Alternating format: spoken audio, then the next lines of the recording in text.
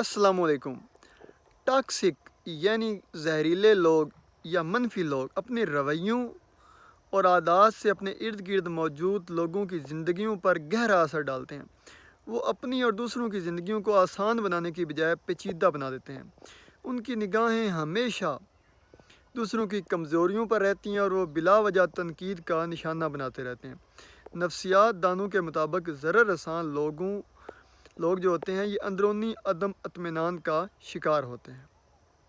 वो अपनी कमज़ोरियों को छुपाने के लिए दूसरों पर दबाव डालते हैं ताकि उनकी निगाहें उनकी खामियों तक ना पहुँचें। वो अपने नामुनासिब रवैये के मनफी असरात को समझने से कासर होते हैं। उनसे माफ़ी की तवक्को रखना या उनके रवैये में तब्दीली का इंतज़ार करना अपना वक्त और तवानाई ज़ाया करने के मुतरादफ है।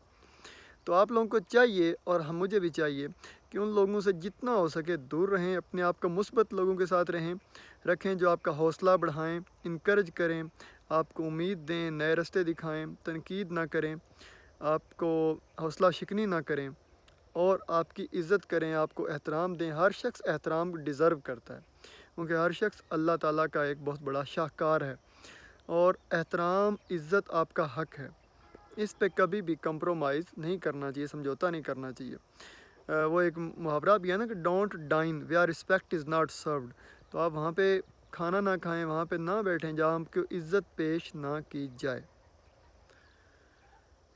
तो मनफी लोगों से दूर रहें ताकि आप मुस्बत रहें, और जाहिल लोगों से भी दूर रहें जो बिला वजह उलझते रहते हैं, हाइपर हो जाते हैं, एवं बिला वजह डेस्परेट लोग जो होते हैं।